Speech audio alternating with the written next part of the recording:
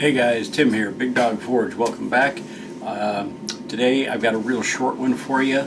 Someone named Gibran Khan, Jibran Khan, Khan. Anyway, he saw my little vacuum chamber stabilizer, wood stabilizer, and wanted to know a little bit more about it. I'm in the middle of a project. Grabbed the camera, filmed a little bit of it, and thought I'd give a quick explanation so you guys can see what I did. There's plenty of this stuff all over YouTube that you can check out, but here's what I do. Let's check it out. Thanks. Alright guys, I got a project going where I'm going to use this piece of bone and this piece of spalded birch as a handle for something, and I need to stabilize that wood. So here's how I'm going to go about that. So this is my vacuum chamber, and it's 2 pickle jars. And what I've done is I've taken a piece of wood right here, and I epoxied the 2 lids on them and drilled a hole in through the side so I could run a piece of copper tubing in there.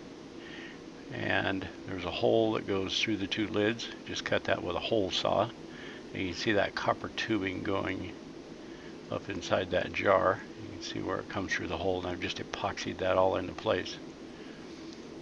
Alright, so this is the top of the chamber, and this copper tube goes up to the top because when this liquid bubbles up, I don't want it getting into my compressor, and sometimes it bubbles up quite a lot. So this is the bottom, just a pickle jar, and we're going to take our piece of wood that we want to stabilize.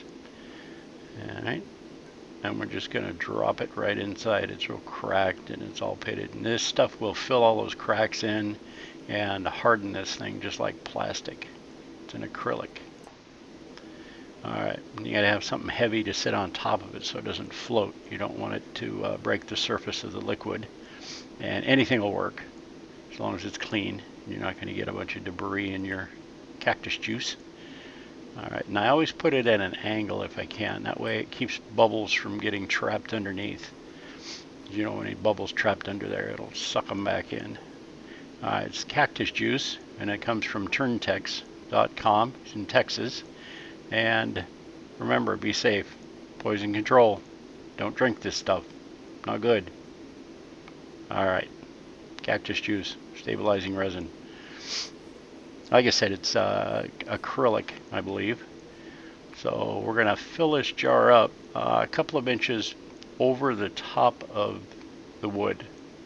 Now this wood needs to be fairly dry, so I put it in my little toaster oven for about a half a day at 100 degrees and let it just dry out before you do this. So we got a couple of inches of cactus juice over the wood, and we're going to, you can see the bubbles coming out there already. And we're going to screw the top on. Alright, get it good and tight. We don't want any vacuum leaks. And if you have a couple of vacuum leaks, it's not the end of the world, but the higher the vacuum, the better.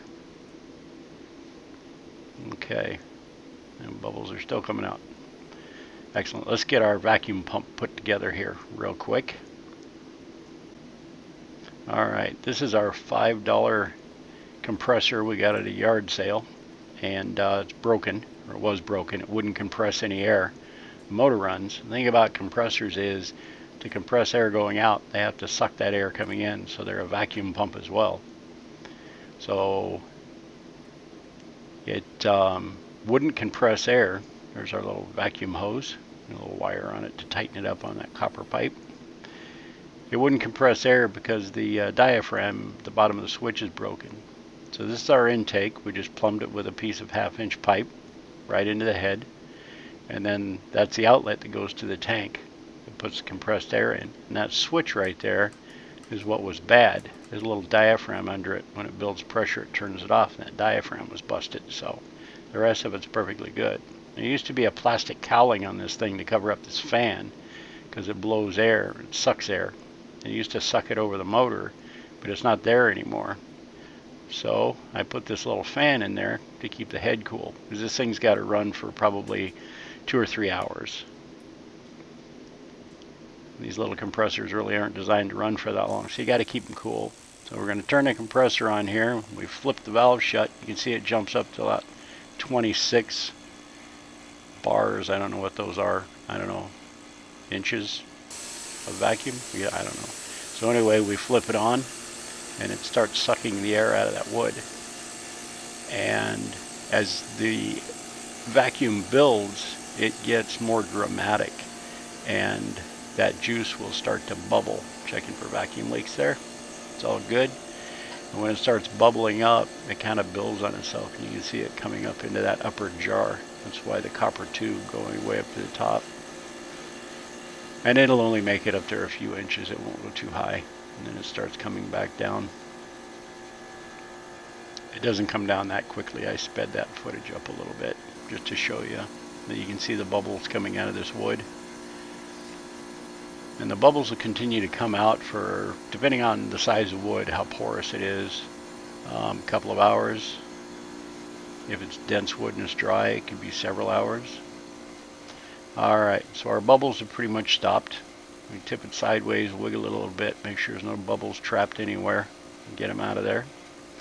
We turned our compressor off,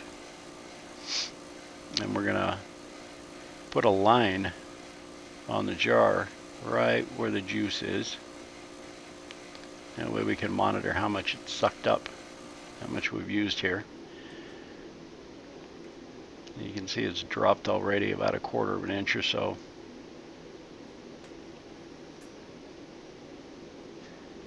And that wood, especially when it's porous and dry like that, it's like a sponge. It'll start sucking that juice up. And you want it to get all the way to the core. You don't want it to be left out of any of the cracks, crevices, or the center of the wood. So I'm going to let this thing sit overnight, maybe a day, day and a half, and soak up a bunch of that. Now they say to let it soak as long as you vacuumed it, but I find you just need to keep going. Alright, there you go. So there you go. So the it's going to soak for a day or so, and I'll pull it out of there, and then you gotta put it in the oven, bake it, blah blah blah. Anyway, I'll be doing that in a later video, so we'll pick up where we left off on this thing, and we'll take you through the rest of the process of finishing that. But I'm not quite ready for it yet, so it's going to be a couple of days, and it's for a special project that I'm working on. You guys that have been watching, I think you probably know what that is. Anyway, so there you go. If you have any questions, comments, whatever, leave them below, and make sure you like, share, subscribe, that kind of thing. And sorry there wasn't any blacksmithing in this one, but information. So, alright guys, thanks a lot. Take care. We'll see you next time. Bye.